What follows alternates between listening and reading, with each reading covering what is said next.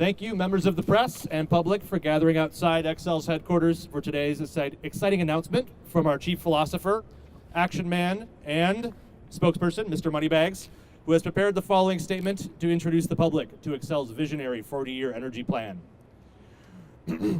We are over-anxious to bring what some would call a radical proposal to you, one that disrupts the normal long-term planning process. A proposal that has been called an extremely high purchase price, clearly not in the best interest of the public and ratepayers, heavily redacted pleading, unpersuasive, and not shown to be reasonable by the Office of the Attorney General, the Department of Commerce, and an operator of gas plants. But here's what they don't know. We have been inspired by the responsible actions taken by climate activists around the world to lock ourselves to fossil fuel infrastructure in a fight for humanity's survival. It is high time that we at Xcel Energy use our power and influence to lock ourselves to fossil fuel infrastructure for this company's survival. So, we are proud to announce that Xcel is locking ourselves to the fracked gas plant in Mankato by investing $650 million of ratepayer money in its purchase. To symbolize our new commitments, we will replace this wind turbine with a life-size replica of a natural gas plant, pictured here, and this chain to link it unrectifiably to Minnesotans' energy bills. We hope that our customers will come to us first as a trusted energy partner. And with this chain link, we won't just hope, we'll know they have to for decades to come. At Xcel Energy, we believe in energy in a big way, in the right way. So, logically, because as a monopoly we are the biggest, we are also right. But things are changing rapidly in the energy industry. There are people who want to come between us and our customers. There are people who think the utility model should be turned upside down. And like our community solar garden program shows, our customers are becoming our competition. That's why we're driving a competitive culture within Xcel, so we're prepared to win in a more competitive environment. But how does a monopoly like Xcel compete? Well, as I've said, we didn't get here by thinking small, and we get heartburn thinking about the little guys. We've been in our communities for 100 years, and I like to think we'll be in our communities for another 100 years. And because of a revolution in fracking, now there's hundreds of years of supply. Fate? Certainly not. Serendipity? Maybe. And we want to grow our natural gas business. We've been a leader in natural gas. If you're seen as a leader, you typically get treated better, and it creates better investment opportunities for you. So we're excited about it. We think that positions us well to move upstream a bit, branching out and to own more pipelines than we already do today, and potentially talking with our regulators to rate-base natural gas in ways that provide investment opportunities for our shareholders. As our own company lobbyist Rick Evans said at legislative hearings just last week, if we buy it, it's gonna make money.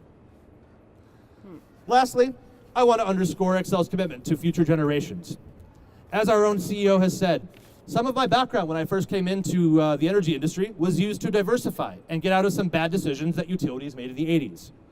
We must leave that same opportunity to future Xcel CEOs by making bad decisions now that they have to fix later. Finally, I'd like to close with a trusty phrase our CEO loves to use in public speeches. Wind is the fuel of tomorrow, and it's on sale today. But we're going to buy 20 to 40 years of fracked gas. We won't bet billions on a balance sheet on one single plant. Instead, we're simply frantic to buy one for a little less than $1 billion. Thank you. And now Mr. Moneybags will take questions. Okay, yes. These plants, I've heard, have a lifespan of through 2046 and 2059, but Xcel has committed to carbon-free by 2050, right? Regardless of when we have to shut down this plant, it will be a value add to the customer. If we buy in June and shut it down in September, we'll still get reimbursed for the purchase. Shareholders are our priority, let's be honest. All right. What about the economy-wide carbon reduction goals of 80% reduction by 2050 and the talks of 100% renewables? So, at Xcel, we travel at the speed of value. And right now, we simply don't see any value in that. Huh, okay. Is the company concerned about possible increases in frac gas fuel costs? So current prices for market energy and natural gas are low. Historically, the price of these energy resources has been volatile. Basically, no, we're not concerned. Okay. Given the acknowledged risk that you just mentioned, how do you justify the purchase to your shareholders? Well, it's pretty simple math. The risk is shifted onto our customers. The shareholders are well insulated from any risk. Okay. It's a ingenious business model and a long tradition of the utility industry. Got it.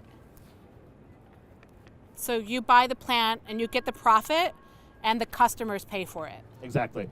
Got it. Okay. So Xcel has stated on the record that energy users increasingly want clean and affordable energy. But as you've mentioned, there are multiple concerns that this decision is neither clean or affordable. A response? Well, I would say if customers truly want clean energy, they should make it themselves. Okay.